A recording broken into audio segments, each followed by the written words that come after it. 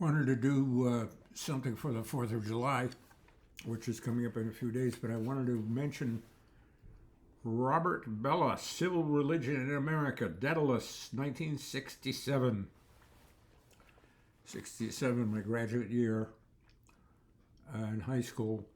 One of the things that was so striking about that one, it's 26 pages. It's great. It's one of these immensely important and influential, I'm going to put my glasses on so I can read, documents. And it's not a book-length thing. It's something you can read in 26 pages, like the Constitution and Declaration of Independence. Speaking of which, Robert Bellah, when he talks about civil religion, says that there are certain things in civic culture that you can call political, you can call governmental, but basically they're sacred. They're like a religion. They're like a civil religion.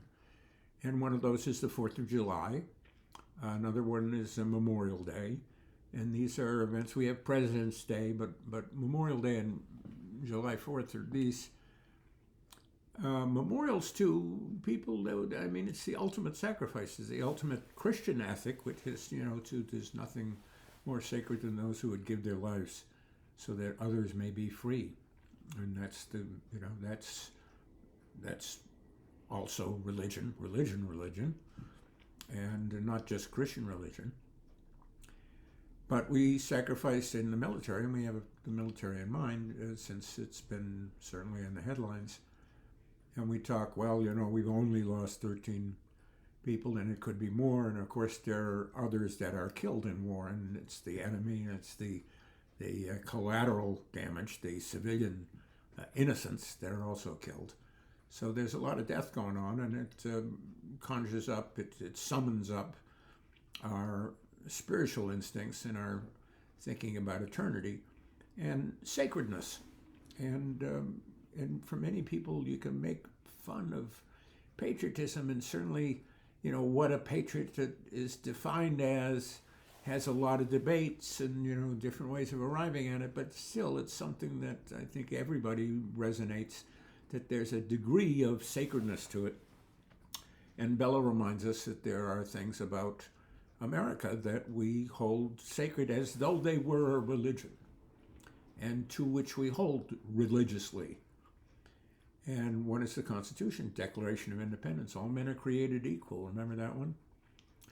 The Constitution, it depends on how you read it, just like with the Bible, depends on what you come up with it. It's subject to interpretation. And as long as human beings are interpreting it, it may be said to be the Word of God, but it's the Word of God as translated by a human being. And as most, certainly the Christian religion would suggest, human beings are flawed. That's part of being flesh. We're going to make mistakes, and we may make mistakes in interpreting the Word of God, certainly, so we don't want to be too certain about it, at least when it comes to taking lives. So I thought I'd read, if this were a church service for the civil religion of America, which I suggest might be corpus, but that's my own little thing. I would for the sermon, I would have the readings, not necessarily from the Bible, but some readings that are relevant to the sermon of the day, which is the 4th of July, which I chose the president of my childhood. Before I was 10 years old, the president was Dwight David Eisenhower. I was a boomer, born after World War II, so I woke up in a world where I'm in a country that's, wow, it's like me. I inherited all this stuff from my parents, my forebears, and thought, I'm a pretty lucky guy, and kind of singular. And at the time, we were the shining light upon the hill, as they say, as John F. Kennedy would say, is cited from way back the days of the Pilgrims and the days of when Boston was part of the foundation of America. Anyway, here's Eisenhower, Republican president, Army general, hero of World War II, knows a lot about death in war and sacrifice. There are a lot of things wrong about America in 1950s, but we're on a roll after World War II. We had 90% marginal tax rates, so if you were really rich, you got to keep 10% of your money. That worked out, got distributed pretty good. We had veterans that could afford houses, and houses that were could be bought for 2 years' salary. Can't do that no more. But here's what Eisenhower, let me not get too carried away. Here's what Eisenhower had to say. I'm going to cite from a couple of things. One is the Republican National Convention. The other is the Annual Message to Congress, 1957. And I had another citation here, which I'm not going to get, and I'm not going to worry about it, but it's another one. I think it's the famous one about military establishment. That's coming up. So here we go. I'm just going to take this at random here. Message to Congress. This is a State of the Union, 1957. You meet in a season of stress that is testing the fitness of political systems and the validity of political philosophies. Each stress stems in part from causes peculiar to itself, but every stress is a reflection of a universal phenomenon. In the world today, the surging and understandable tide of nationalism is marked by widespread revulsion and revolt against tyranny, injustice, inequality, and poverty. As individuals join in a common hunger for freedom, men and women and even children pit their spirit against guns and tanks. This republic cannot be aloof to these events.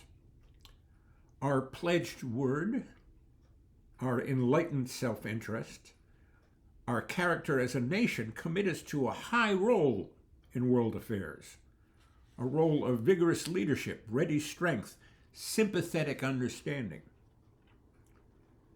This State of the Union, the opening of the 85th Congress, continues to vindicate the wisdom of the principles on which this Republican is rounded. Proclaimed in the Constitution of the nation and in many of our historical documents and rounded in devout religious convictions, these principles enunciate a vigilant regard for human liberty, a wise concern for human welfare, a ceaseless effort for human progress. Our economy is strong, expanding, fundamentally sound, but in any realistic appraisal, even the optimistic analyst will realize that in a prosperous period, the principal threat to efficient functioning of a free enterprise system is inflation. This is 1957. It is clear that the danger is always present, particularly if the government might become profligate in its expenditures. This danger requires a firm resolution that the federal government should utilize only a prudent share of the nation's resources, that it shall live within its means. We pledge the government's share in guarding the integrity of the dollar. But the government's efforts cannot be the entire campaign against inflation, the thief that can rob the individual of the value of the pension and Social Security. In regard, I call on leaders in business and in labor to think well on their responsibility to the American people. With all elements of our society, they owe the nation a vigilant guard against the inflationary tendencies.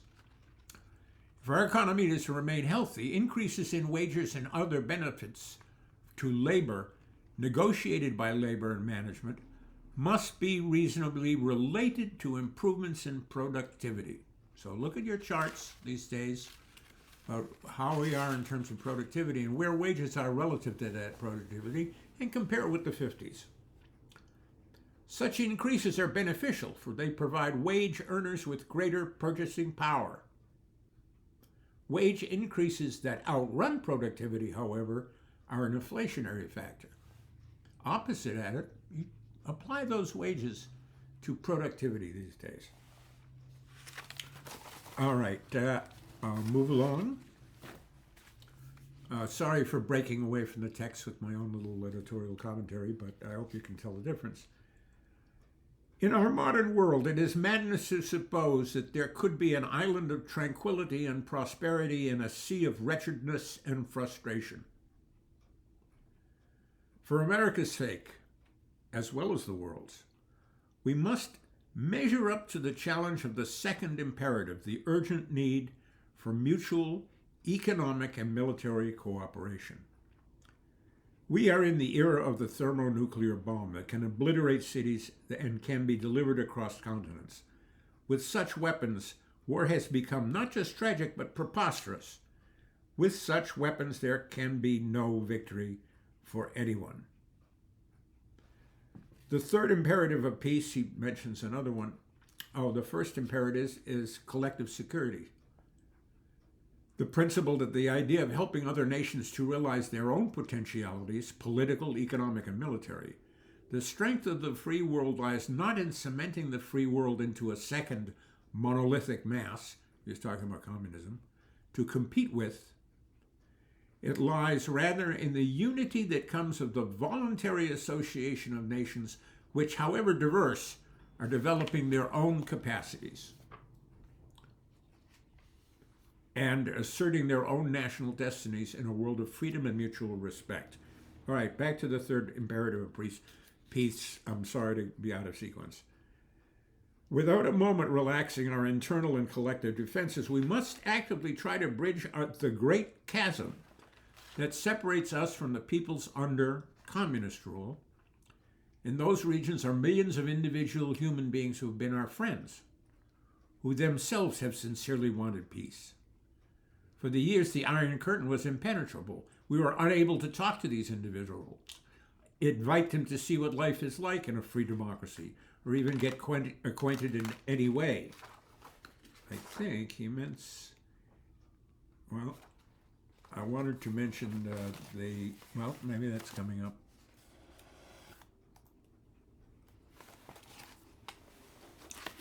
Here's the famous one. A vital element in keeping the peace is our military establishment. Our arms must be mighty, ready for instant action. American makers of plowshares, from the biblical thing, making your swords into plowshares, the American makers of plowshares could, with time and as required, make swords as well, but now we can no longer risk emergency improvisation of national defense. We've been compelled to create a permanent armaments industry of vast proportions. Added to this, 3.5 million men and women directly engaged in the defense establishment. Here's the famous line that keeps coming up. This conjunction of an immense military establishment and a large arms industry is new in the American experience. This is 70 years ago. This total influence, economic, political, even spiritual, is felt in every city, every state house, every office of the federal government. We recognize the imperative need for this development, yet we must not fail to comprehend its grave implications. In the councils of government, we must guard against the acquisition of unwarranted influence, whether sought or unsought, by the military-industrial complex. The potential for the disastrous rise of misplaced power exists and will persist. We must never let the weight of this combination endanger our liberties or democratic processes. Today, the solitary inventor thinking in his shop has been overshadowed by task forces of scientists and laboratories and testing fields. In the same fashion, the free university, historically the fountainhead of free ideas in scientific discovery, has experienced a revolution in the conduct of research, partly because of the huge costs involved.